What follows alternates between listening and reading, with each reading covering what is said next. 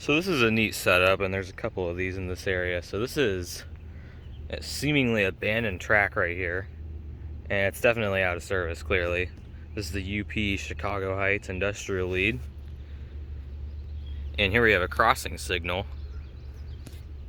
And obviously this line hasn't seen a train in a good bit.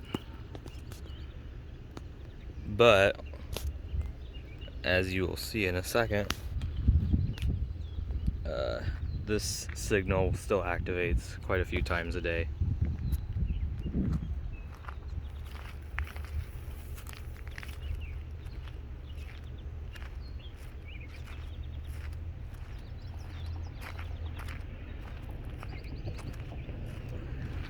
And here's why. CN Matteson, whatever it's called, sub runs right next to it, and we have another signal over there. And I guess they didn't bother, they made it so that the signals protect both sides. So over here, this is the UP side, and this signal will activate anyway. And there's a few setups like this that also have other abandoned tracks in this general area.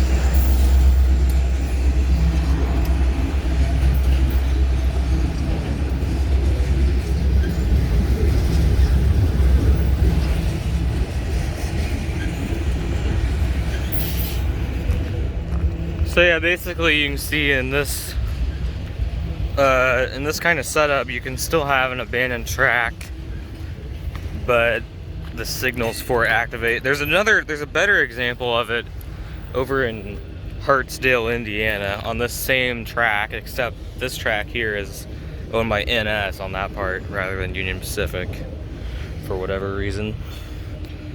But it's better because it's also a double crossing setup. This is just two signals here, but you can see, so this is actually former NS here.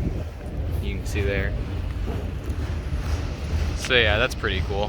Heck, I think this might actually still be NS, not Union Pacific, because there's a GS Type 3, which UP does. Yeah, okay, this is Norfolk Southern, sorry. I thought this was UP.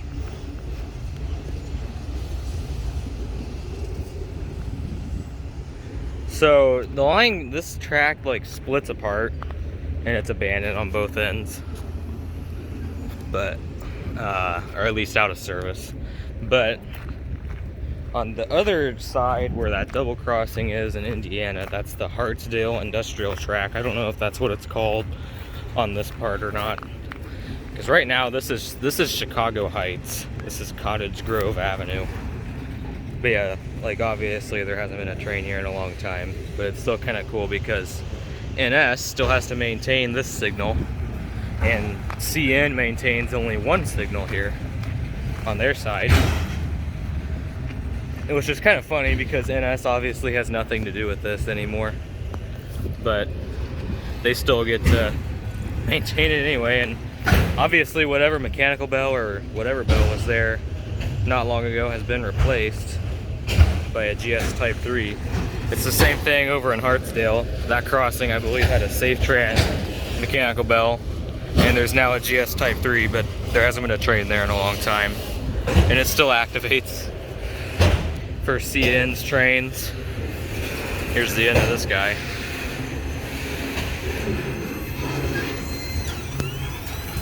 Pretty short train, just slow.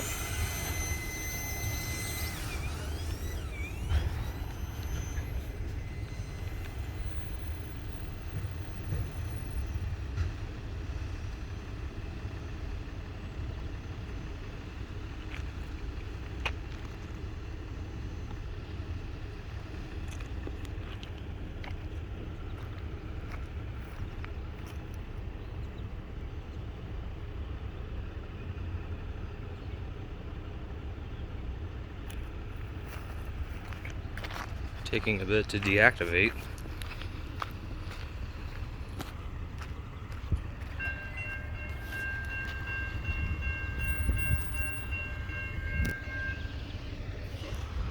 You can see CN signal already deactivated, but NS's is still going up and the lights don't turn off on NS's side, but they turn off earlier on CN's.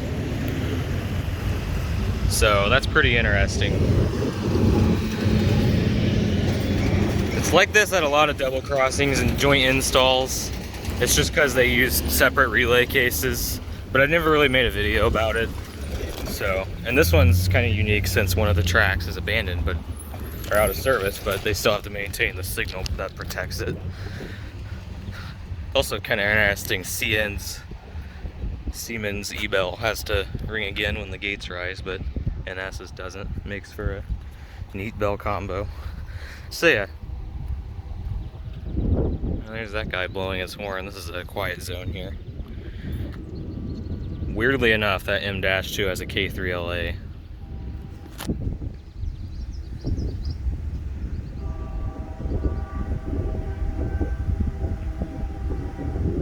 Probably a K3L actually.